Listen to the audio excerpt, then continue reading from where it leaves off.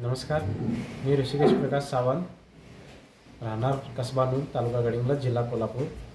माझे वडील श्री प्रकाश बाबूराव सावंत व काका बाळासाहेब बाबूराव सावंत यांनी 2004 पासून दुग्ध व्यवसाय करण्यास सुरुवात केली। दुग्ध व्यवसाय सुरू करण्यापूर्वी वडिलोपार्जित असलेल्या 3 एकर जमिनीमध्ये भाजीपाल्याचा व्यवसाय असायचा। या भाजीपाल्याच्या व्यवसायामध्ये कधी फायदा व्हायचा तर कधी खूप नुकसान सोसावे लागायचं। यामुळे आर्थिक परिस्थितीही सुधारत नव्हती व कर्जाचाही डोंगर वाढत होता। त्यानंतर 2004 साली वडिलांनी हात उसने पैसे घेऊन 1-2 जनावरांच्यापासून दुग्ध व्यवसाय करण्यास सुरुवात केली। सोबतच आम्ही चौघे भाऊ देखील या व्यवसायाची आवड असल्यामुळे आम्ही हातभार लावत गेलो। नंतर 2010 साली बँकेच्या अर्थसहाय्यातून 40 ते 50 गायींचा गोठा उभारण्यात आला। 2016 अगदी सुरळीतपणे चालू।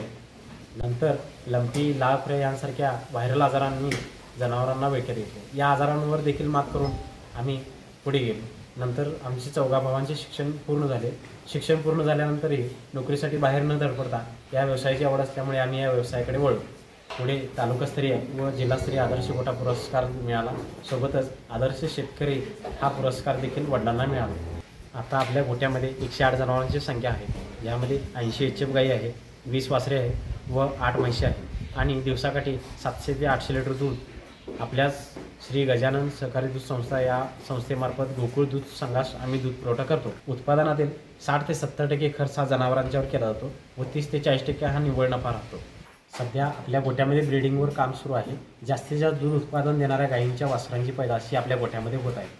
दिवसाकाठी 30 ते 40 लिटर दूध देण्याची क्षमता ह्या वासरांची आहे।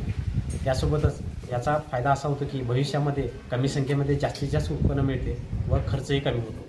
गोठ्यामध्ये काम करण्यासाठी बाहेरील एकही कामगार नाही, पूर्ण फॅमिली आम्ही काम करतो। घरातील लोकांची एकूण संख्या 18 आहे। यामध्ये आई वडील, काका काकी व आम्ही चौघे भाऊ, सोबतच आमच्या चौघांच्याही पत्नी अगदी आनंदाने आमच्यासोबत काम करतात। आज या दुग्ध व्यवसायाच्या जोरावर 1.25 कोटी रुपयांचा बंगला देखील बांधलेला आहे। सोबतच 3 एकर शेतीसुद्धा खरेदी केली व 2 ट्रॅक्टर आहेत। या सर्व प्रगतीचे श्रेय म्हणून बंगल्यावर गोमातेची मूर्ती उभा केलेली आहे। ही गोमातेची मूर्ती कोल्हापूर गोकुळ शिरगाव श्री स्वामिनी आर्ट्स अँड स्टॅच्यू या कंपनीने बनवून दिली आहे। ही मूर्ती 6 फूट उंच व 8 फूट लांबीची आहे। आज तालुक्यात आणि जिल्ह्यामध्ये आपल्या या सावंत फॅमिलीचे सर्वत्र कौतुक होत आहे। हे पाहून खूप समाधान वाटत आहे।